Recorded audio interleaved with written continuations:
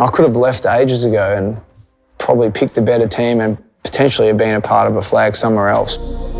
When you've invested so much of your life, physically and emotionally, to build something from the absolute ground up, I don't think you could script it better if we were able to pull it off. From a team point of view, the chase is to win a premiership.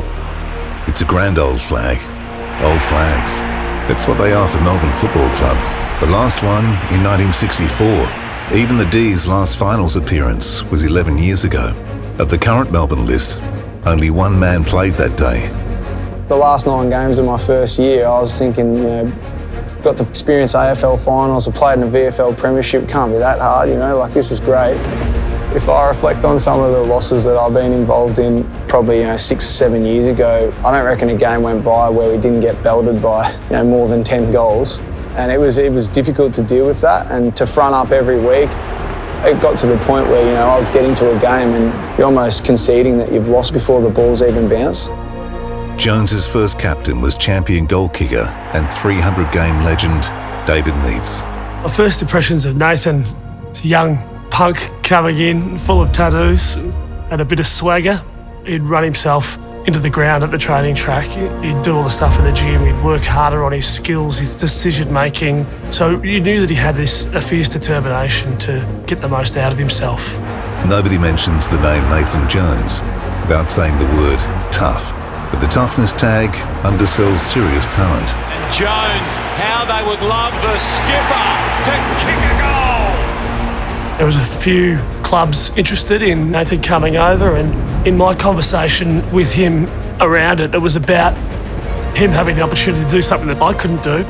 The opportunity to take a club from the bottom of the ladder down and out, really, in a lot of ways, and take it to the top of the tree. The co-captain drills it. The motivation has always been there to stay loyal and ride out the storm, because I feel the reward on the other side of that, having been through some of the things I've been through over my journey, will, one, make me a better person and a better player, but two, it'll be far more rewarding than having been able to take probably an easier option to chase success somewhere else.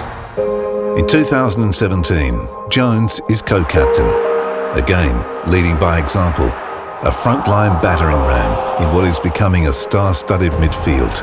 Expectations are high. I don't think there's any doubt that this group's capable of winning a premiership. It's the most talented group of players that I've seen assembled at our club. But in saying that, talent only gets to a certain level, and I think basically it's in our hands. It's just about ingraining the habits and behaviours that are going to make us successful. I get excited thinking about when we play at our best, because I honestly, genuinely feel that, we could beat anyone. Yeah, there's a certain excitement, I think, around the Melbourne Footy Club at the moment, just with the talent of the young group coming through.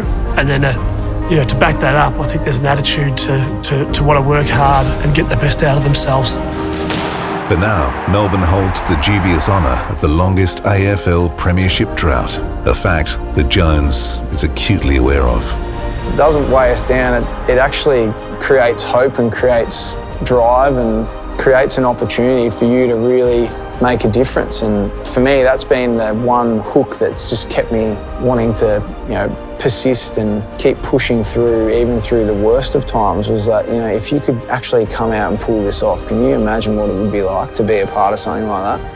The drought at the Melbourne Footy Club has been so long. Back in '64 was the last time we won the flag, and the motivation for me every day is to roll up at training and get the utmost out of myself, both personally and for the team, to hopefully one day hold up that cup.